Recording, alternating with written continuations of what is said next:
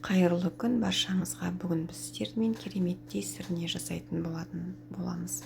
Өте тәтті, өте дәмді болып шығатын сірнемен сіздермен бөлісетін боламын. Міне өздеріңіз видеода көріп тұрғандай, ол үшін бізге керегі ұн 250 грамм, 300-400 грамм шамасында, өз отбасыларыңызға қарай, санына қарай жасайтын боламыз. Мен мына жерде 4-5 адамға лайықтап жасап жатырмын. Ол үшін бізге міне бір жұмыртқамызды қосып алдым, және де тұз қосылған суымызды қосып нан илейтін боламыз. Тұзымыз түбінде ерімей қапты, кішкене оны араластырып ертіп алатын боламыз. Міне құйып, осылай видеода көріп тұрғандарыңыздай қатты қысып, наны езіліп кетпейтіндей қып, кішкене қаттырақ қып нан илеп аламыз. Өте қатты илеудің қажеті жоқ. Өте қатты болмау керек, және өте жұмсақ болып кетпеу керек болады. Міне өздеріңіз көргендей, видеода көргендей нанымызды илеп алдық. Енді бұны тындыруға жіберетін боламыз 1-20 минутқа. Біз нанымызды тынып жатқан кезде картошкамызды аршып, сәбізімізді аршып, осылай дайындап алатын боламыз. Картошка мен сәбізімізді осылай екі бөлікке бөліп, ортасынан сосын барып оны осылай бөліп шығатын боламыз. Дәу бөлеміз. Өйткені сірнеміздің барлық заттары дәу болып шығу керек. Мінекей картошкамызды бүтіндей салатын боламын. Картошкамызды бөлмеймін. Өте осындай арнайы ұсақ, өте қатты дәу емес картошкалар сатып алдым. Міне табамызға салып, біз бұны енді тұздайтын боламыз. Бізге керегі қара бұрыш, 1 шай қасықтың көлемінде қара бұрышты көз мөлшерімен осылай сеуіп алдым. Ендігі бізге керегі паприка, біраз қасық. Түрі өте әдемі болып шығатын болады. Өте дәмді болып шығатын болады. Енді бізге керегі тұз. Тұзды өз дәміне қарай өз қалауларыңызша себетін болаңыздар. Өте қатты ашты болып кетпеу керек, өте қатты татымай қалмау керек. Енді өте құрғақ болып қалмас үшін мен кішкене сұйық май қостым. Сұйық майымызды қосып аламыз осылай. Енді барлығын араластырып қоятын боламыз. Осылай дәмі тұзы сіңіп, бұрышы сіңіп, паприкасы сіңіп, және де өте әдемі түс беретін болады сірнеміздің. Енді осы дайын болған картошкамыз бен сәбізімізді противенге менде пергамент қағазым таусылып қалыпты, сондықтан фольга қағазын пайдаландым. Үйдегі бар.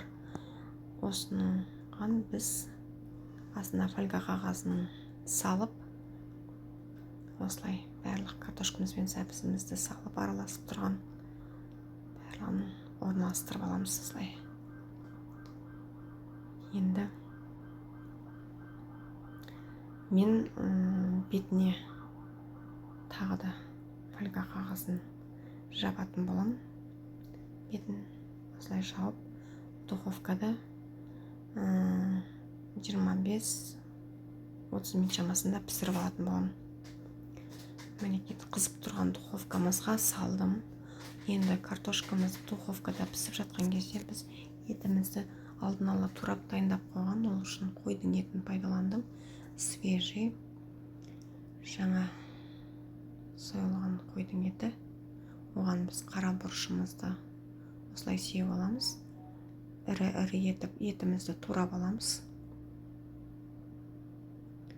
Мінекей оны осылай араластырып шығамыз.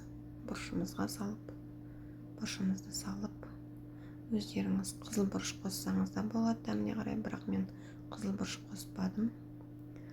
Тұз бен қара бұрыш қана қостым. Тұз қосатын боламыз кішкене. Енді оны біз біраз уақытқа холодильникке қоюға жібереміз. 15 минуттайға.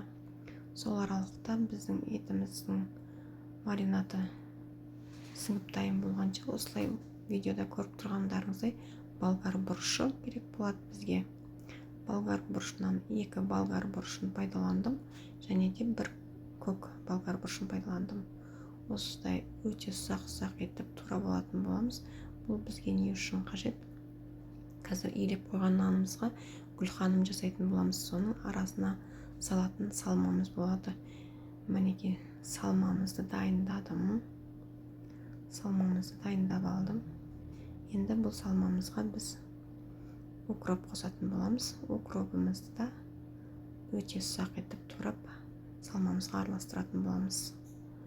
Мен әр қайсын жеке пісіріп алатын боламын. Гүлханымды мантаваркада, картошка мен сәбізімізді духовкада. Маған осылай ұнайды. Жеке болып піскенде езілмейді, өте әдемі болып, дәмді болып шығатын болады. Бәрі ірі болып тұрады. Осылай өте ұсақтап етіп укропымызды турап аламын.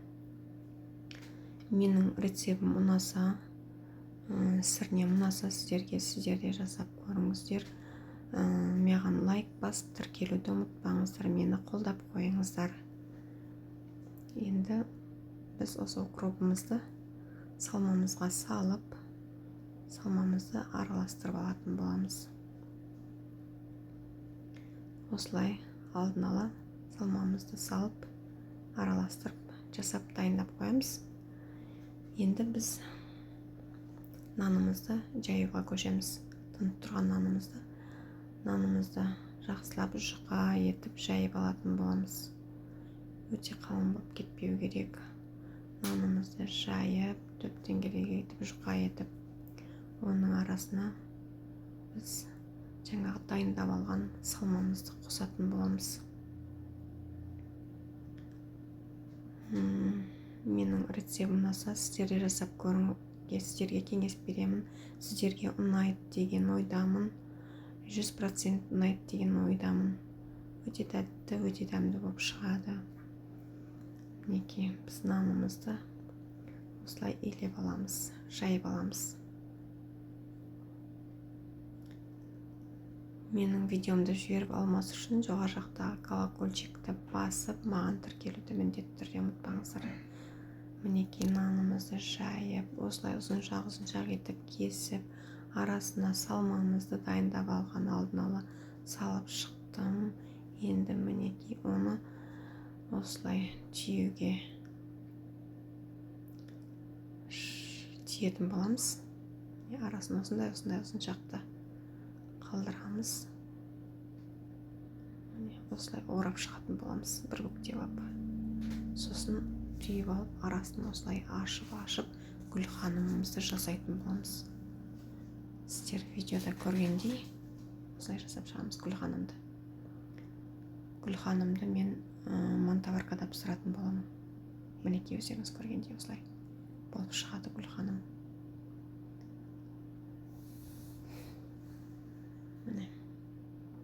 Тағы да бірнешеуін осылай көрсетіп жіберейін сіздерге.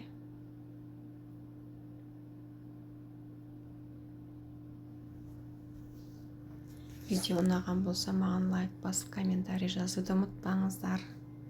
Мені қолдап қойыңыздар. Менің тағам түрлері каналымда басқа да тамақтың түрлері бар, көрсеңіздер болады. Және де алдағы шығаратын видеоларымды да ұмытпаңыздар. Міне мантаваркаға дайындап тізіп алдым. Енді оны салып мантаваркада бір 30 минут көлемінде пісіретін боламын. Міне мантаваркаға салып қойдым. Енді бізге қалғаны етімізді осылай құйрық майымызды өте жұқа етіп турап алып қазанымыздың астына салатын боламыз.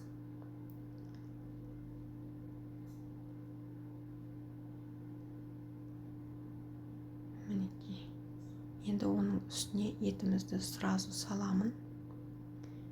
Ешқандай да май құймаймын.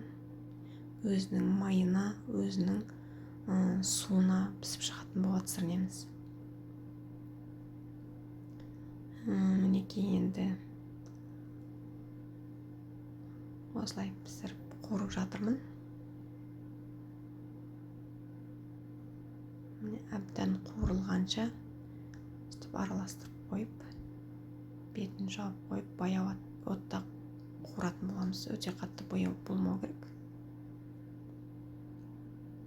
Мінекей дайын болып қалды. Осылай қуырамыз. Енді осының үстіне пиязымызды ірі етіп турап осылай салып қоямын. Оны ешқандай араластырмаймын. Осылай ғана бетіне салып, бетін жауып, бұқтырып, қайнатып алатын боламыз. Міне біздің картошкамыз бен сәбізіміз дайын. Духовка пісіп шыққан, міне түрі өте әдемі болып шықты. Өздеріңіз көріп тұрғандай. Міне осы аралықта біздің сырнеміз де дайын болды. Етіміз. Мінекей біз сырнемізді осылай салып аламыз. Етімізді тапамызға жеке алып.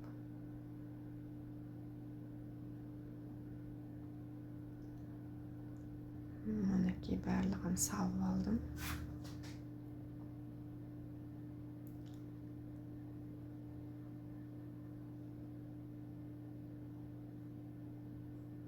Енді осы сорпамыз бен суы шыққан еттің сорпасына осылай міне картошкамыз бен сәбізімізді салып алатын боламыз.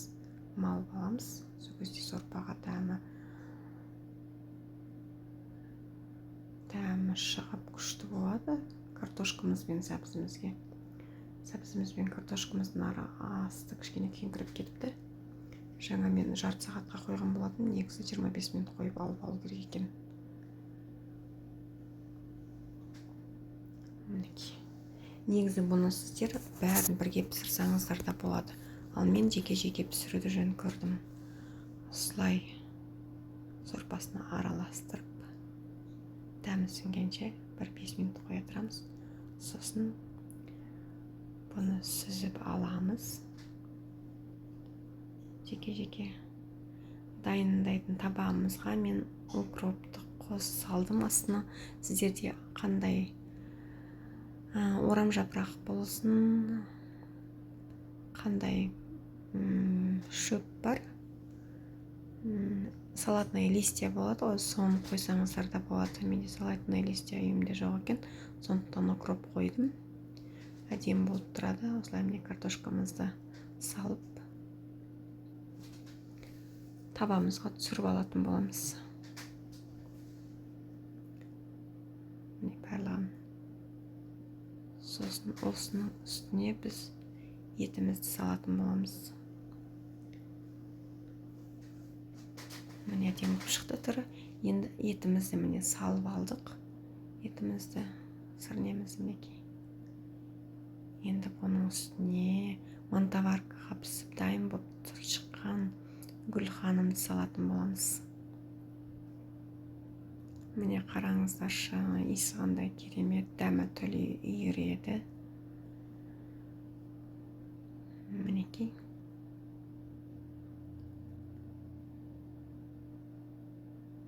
Гүлханымды осылай бетіне қойып шығамыз. Бұл менде 4-5 адамға арналған порция. Сіздер де жасап көріңіздер.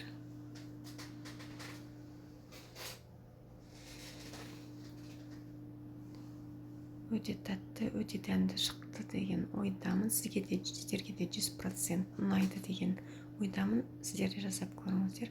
Маған лайк басып келді, ұмытпаңыздар. Мінекей дайын болған сырнеміздің үстіне мен аскөкті турап салдым бетіне. Аскөк мидың жұмыс жасауын жақсартатын қасиетке ие. Мінекей. Өте тәтті, өте дәмді тамағымыз дайын болды. Сіздерге де жасауға кеңес беремін. Ас болсын.